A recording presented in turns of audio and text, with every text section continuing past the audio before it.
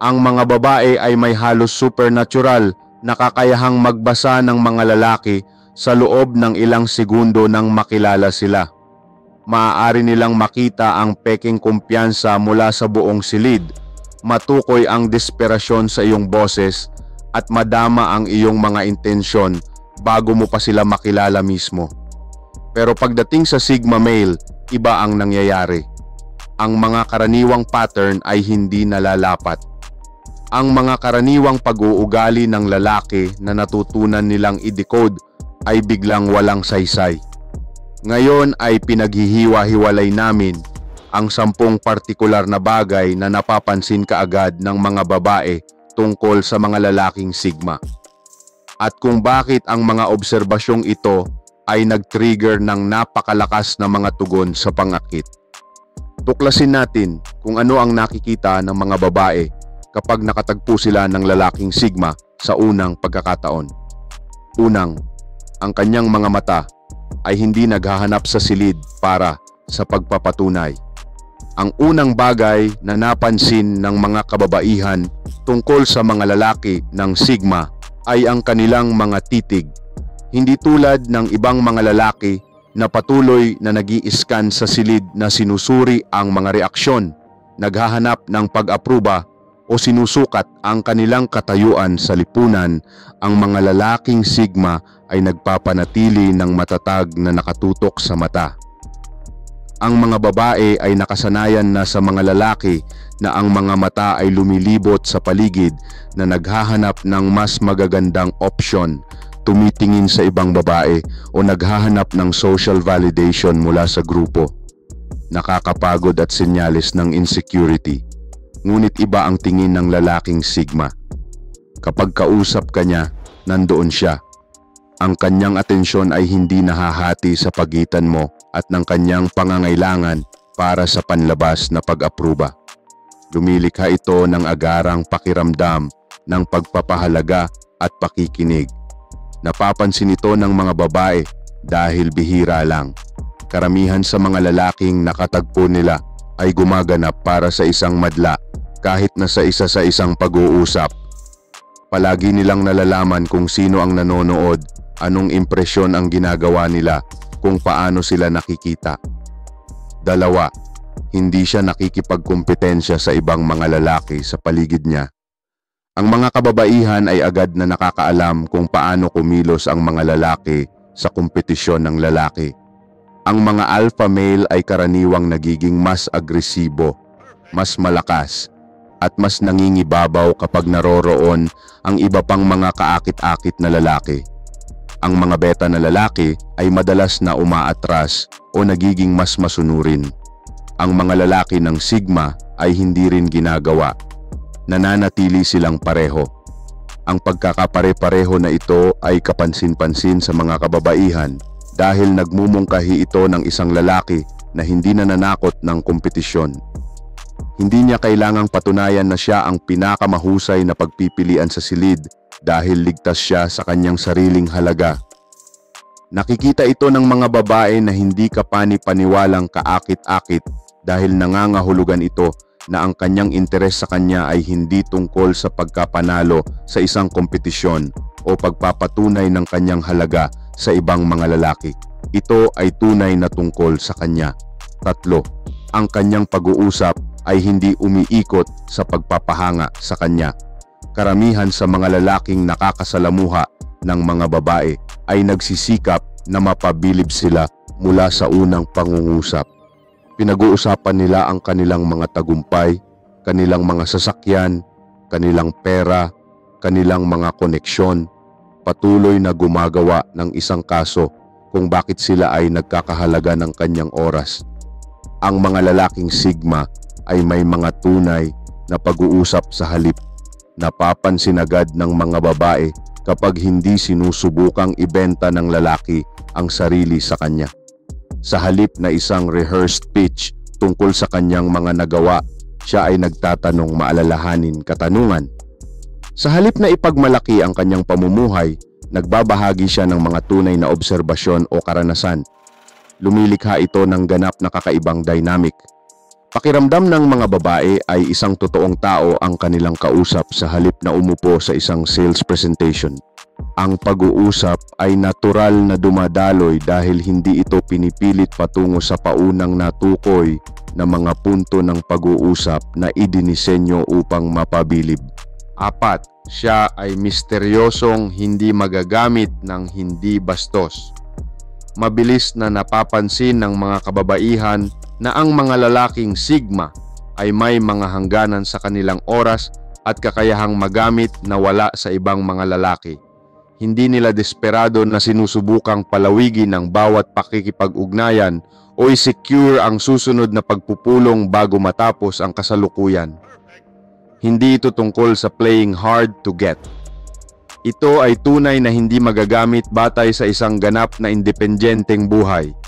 Kapag sinabi niyang mayroon siyang mga plano o pangako, nararamdaman ng mga babae na talagang ginagawa niya ito. Hindi na gumagawa siya ng pekeng kakulangan. Nakakaintriga ang mahiwagang kawalan ng kakayahang ito dahil nagmumungkahi ito ng lalim at sangkap na lampas sa kanilang pakikipag-ugnayan. Karamihan sa mga lalaking nakakasalamuha ng mga babae ay tila walang katapusang kakayahang magamit para sa kanya na maaaring makaramdam ng pagkahilo o desperado. Ang mga lalaking Sigma ay nagpapanatili ng kanilang sariling mga prioridad at pangako kahit na interesado sa isang tao.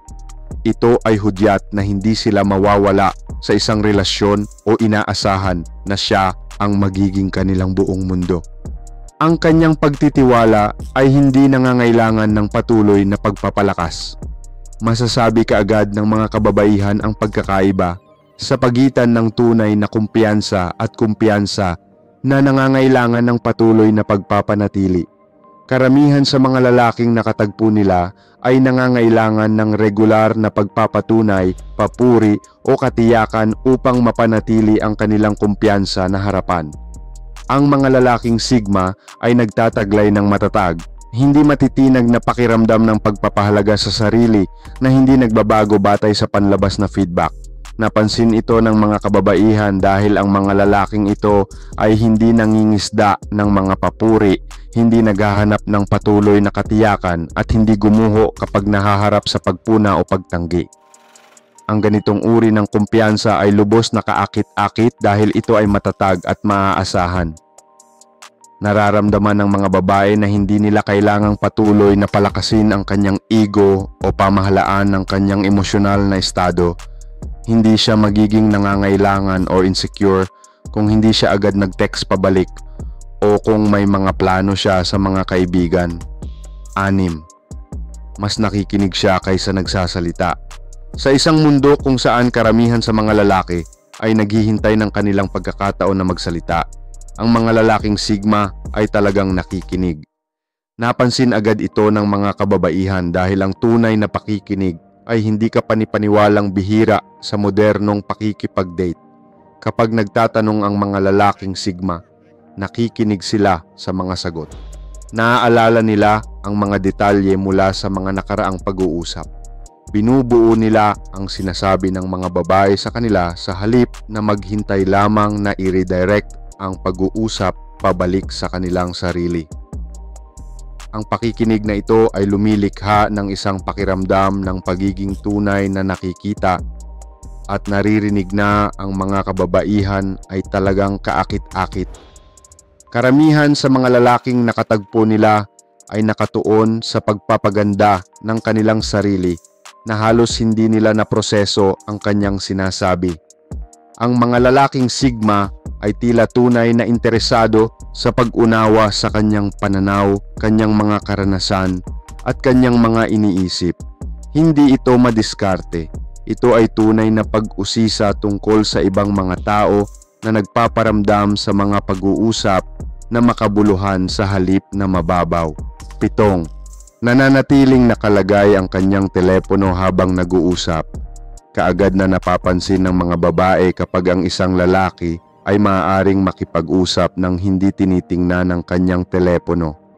Sa isang panahon kung saan ang karamihan sa mga tao ay patuloy na naaabala ng mga device, Ang mga lalaking Sigma ay nagbibigay ng kanilang buong atensyon sa mga kasalukuyang pakikipag-ugnayan. Hindi ito tungkol sa pagsunod sa mga panuntunan sa pakikipag-date o sa pagsisikap na mapabilib. Ito ay natural na pag-uugali na nagmumula sa pagpapahalaga sa tunay na koneksyon sa digital distraction. Nararamdaman ng mga babae na siya ay tunay na interesado sa pag-uusap sa halip na ipagpatuloy lang ang mga galaw habang naghihintay ng mas kawili-wiling mangyari sa kanyang telepono. Ang kawalan ng pagsuri sa telepono ay lumilikha ng pakiramdam ng pagiging prioridad at pinahahalagahan. Pakiramdam ng mga babae ay mayroon silang kumpletong atensyon na lalong bihira sa mga modernong pakikipag-ugnayan. 8. Hindi niya sinusubukang ayusin o baguhin siya. Mabilis na napapansin ng mga kababaihan kapag tinatanggap sila ng isang lalaki bilang laban sa pagsisikap na mapabuti o baguhin ang mga ito. Karamihan sa mga lalaking nakatagpo nila ay agad na nagsimulang magmungkahi ng mga paraan na maaari silang maging mas mahusay, naiiba o mas angkop sa kanyang mga kagustuhan. Hindi ito ginagawa ng mga lalaking Sigma. Mukhang talagang interesado sila sa kung sino talaga siya kaysa sa kung sino siya sa patnubay niya. Ang pagtanggap na ito ay hindi kapanipaniwalang kaakit-akit dahil ito ay nagpapahiwatig ng paggalang sa kanyang autonomiya at paghatol. Napansin ng mga kababaihan na ang mga lalaking Sigma ay hindi nakadarama ng banta ng kanilang kalayaan, mga ambisyon sa karera o mga pagpipilian sa buhay. Hindi nila sinusubukan na kumbinsihin siya na gusto ang iba't ibang mga bagay o mamuhay ng iba upang mas mahusay na mapaunlakan ang kanyang pamumuhay. Ang pagtanggap na ito ay umaabot sa kanyang nakaraan, sa kanyang mga pagkakamali at sa kanyang mga di kasakdalan. Sa halip na husgahan o subukang ayusin, mukhang naiintindihan ng mga Sigma na lalaki na ang lahat ay may kasaysayan at ang mga nakaraang karanasan ay humuhubog sa kung sino ang mga tao. Ang kakulangan ng mga proyekto sa pagpapabuti ay nagpaparamdam sa mga kababaihan na pinahahalagahan sila para sa kung sino sila ngayon, hindi para sa kanilang potensyal na maging ibang tao. Lumilikha ito ng puwang para sa tunay na pagpapahayag ng sarili nang walang takot sa pagpuna o hindi hinihinging payo. Siya ay nasa ikasiyam. Hindi nagbabago ang kanyang sigla nang dumating ang kanyang mga kaibigan. Binibigyang pansin ng mga babae kung paano kumilos ang mga lalaki kapag ang kanilang mga kaibigan ay sumali sa pakikipag-ugnayan.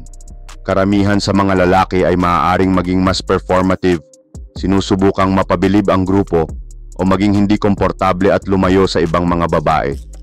Ang mga lalaki ng Sigma ay nananatiling eksaktong pareho.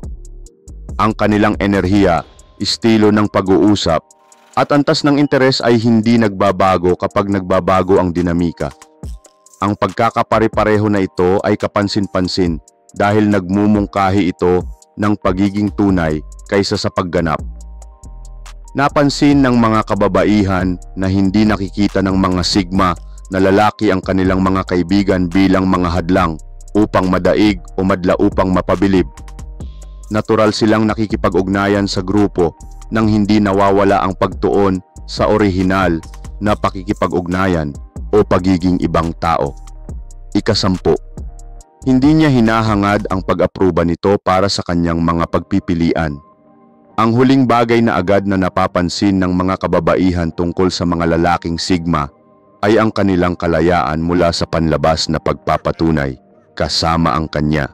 Karamihan sa mga lalaking nakakaharap nila ay naghahanap ng pag-aproba para sa kanilang mga pagpipilian, opinyon at mga desisyon sa pamumuhay. Ang mga lalaking Sigma ay nagbabahagi ng kanilang mga pananaw at gumagawa ng kanilang mga pagpipilian nang hindi nangangailangan ng kanyang kasunduan o pagpapatunay. Hindi ito tungkol sa pagiging matigas ang ulo o walang konsiderasyon. Ito ay tungkol sa pagpapatakbo mula sa panloob na paniniwala sa halip na panlabas na pag-aproba. Napansin ng mga kababaihan na ang mga lalaking Sigma ay hindi nagbabago ng kanilang mga opinyon batay sa kanyang mga reaksyon o binabago ang kanilang pag-uugali upang makuha ang kanyang pag-aproba. Ang pagsasarili na ito ay kaakit-akit dahil ito ay nagmumungkahi ng lakas ng pagkatao at pagiging tunay. Nangangahulugan din ang pag-uugaling ito na ang mga babae ay walang pananagutan sa pamamahala ng kanyang pagpapahalaga sa sarili o patuloy na pagpapatunay sa kanyang mga pagpipilian. Mas balanse ang pakiramdam ng pabago-bagong relasyon dahil pinapanatili ng parehong tao ang kanilang individual na pagkakakilanlan at paghatol. Nakikita ng mga babae na kaakit-akit ang pagsasarili na ito dahil nagmumungkahi ito ng isang tao na hindi mawawala sa kanyang sarili, sa relasyon o inaasahan na siya ang magiging responsable para sa kanyang kaligayahan at pagpapahalaga sa sarili. Ano ang iyong karanasan sa mga pag-uugaling ito? Napansin mo ba ang mga pattern na ito sa iyong sariling mga pakikipag-ugnayan? Ipaalam sa akin sa mga komento sa ibaba. Kunin ang librong The Way to a Sigma Wolf kung gusto mong matuto palalo sa archetype na ito. Hindi ito para sa lahat. Ito ay para sa mga lalaking handang tahakin ang sariling daan.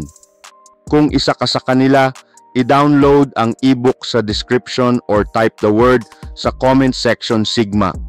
Ngayon para isend ko sa iyo ang ebook. Become the Sigma Wolf. Walk your own path. Kung nakatulong sa iyo ang pagsusuring ito na mas maunawaan ang dynamics ng atraksyon, mag-subscribe para sa higit pang content na nagtutuklas sa psikolohiya sa likod ng pag-uugali at relasyon ng tao.